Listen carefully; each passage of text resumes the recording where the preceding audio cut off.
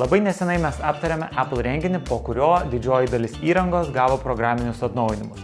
Tai šiandien pakalbėsime apie tikriausiai vieną iš pagrindinių programinių atnaujinimų, tai yra iOS 17. Tai aš esu Mindaugas, mobili prekyba ekspertas ir šokam į nuotraukų albumą. Čia yra ne naujiena, kad iPhone telefonuose automatiškai galima iškirpti objektą iš nuotraukos. Bet atsirado naujas dalykas, kad dabar iš iškarpų galima susikurti lipdukus ir juos siuntinėti draugams vietoj emodžių. O jei nuotrauka yra live, tai jie gali tapti ir judančiais gifais. Lipdukams galima suteikti papildomo efekto, o patys įdomiausi yra du paskutiniai, nes jie reaguoja į tai, kaip jūs laikot savo telefoną. Jei pasirinksit paskutinį efektą ir pasuksit telefoną į kairę ar į dešinę, pamatysit, kaip jūsų lipdukas blizga. Visi lipdukai lengvai pasiekiami per emoji klaviatūrą paslinkus į kairę. Antroji naujiena, kuri yra mano asmeniškai mėgstamiausia, tai asmeniniai skambučių plakatai, kurį matys žmogus, kai jam skambinate. Jį susikurti galite nuėję į kontaktus ir pasirinkę savo kortelį. Viršuje paspauskite Edit mygtuką. Jūs galite pasirinkti, ar norite naudoti savo nuotrauką, emoji ar monogramą.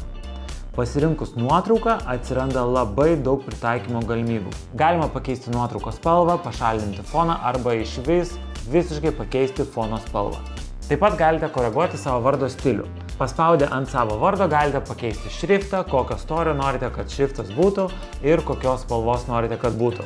Nors ši funkcija veikia tik su iPhone telefonais, bet jūs galite ją dalinai išnaudoti ir su kitais savo kontaktais. Galite bet kuriam savo kontaktui susikurti jam priskirtą plakatą ir kai jums skambins, jūs matysite tą naująjį sukurtą plakatą su nuotrauka, emoji ar su monograma. Toliau kalbant apie kontaktus, kita funkcija, kuri padės dalintis kontaktais, vadinasi Name Drop.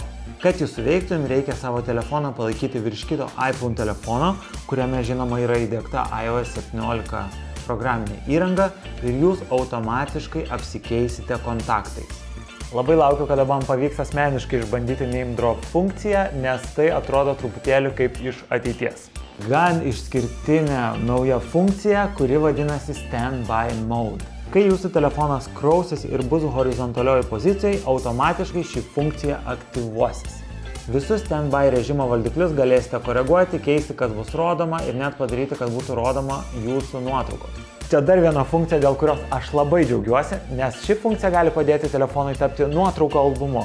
Sakykime, jūs gulit lovai, skaitot ir šalia kraunasi telefonas ir jis rodo jūsų senas nuotraukas, senas šeimos nuotraukas, senas draugų nuotraukas, gyvūnų nuotraukas ir iš tikrųjų tai padės sužadinti senus, pamirštus gal net prisiminimus. Taip pat ši funkcija labai patogi darbo vietoje, jeigu turit pakrovėją ir pasistato telefoną, galite įsidėti kalendoriaus valdiklį, kad matytumėte ateities jūsų susitikimus. Nereikės junginėti kalendoriaus, viskas bus prieš akis. Interaktyvūs valdikliai – tai tikriausiai vienas didžiausių pasikeitimų sistemoje, kuris įgalina valdyti programėles jų neatidarius. Galima pažymėti padarytus darbus, paleisti muziką ir iškart atsidaryti susirašinėjimą su kontaktu. Ne vienas valdiklis buvo atnaujinti, bet dabar pakalbėsime apie du valdiklius. Aš visada turiu nuotraukų valdiklį ant savo ekrano, jame atsirado dabar nauja galimybė pasirinkti konkretų albumą, iš kurio jūs norit, kad būtų rodomos nuotraukos. Kad pasirinkti konkretų albumą, užsidėję valdiklį, paspauskit ir ant jo palaikykit šiek tiek, atsiras Edit Widget mygtukas ir čia galėsit pasirinkti albumą, iš kurio norit, kad būtų rodomos nuotraukos. Antrasis valdiklis, kuris buvo atnaujintas, tai kontaktai. Kai susaugot kontaktą ant ekrano, jūs galite uždėti mygtukus, kad iškart pradėtumėt rašyti ar skambinti ir kas svarbiausia, galite nustatyti, kokią programėlę naudojantis pradėti skambinti ar rašyti žinutes. Pavyzdžiui, jeigu jūsų pagrindinė susirašinėjimo programėlė yra WhatsAppas, tai jūs galite pasirinkti, kad žinutes rašysit per WhatsAppą, o skambinsit per FaceTime. Atsirado galimybė užsidėti live nuotraukas ant ekrano. Kai uždėtat nuotrauką, pasižiūrėkite, kad live ženkliukas būtų įjungtas ir jūs turėsit judančią ekrano nuotrauką, o to anksčiau nebūdavo. Dar keli naudingi patarimai, kuriuos vertėtų žinoti.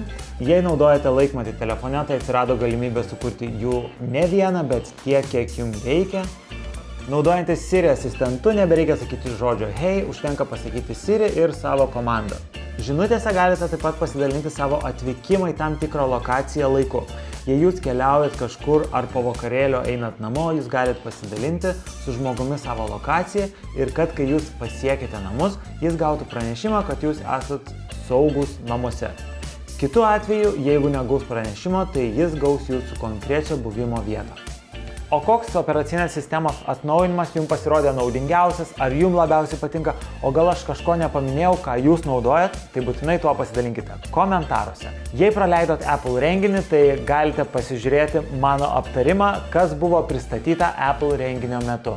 O naujausius ir geriausius pasiūlymus visą laiką pasitikrinkite np.lt ir iki greito susitikimo.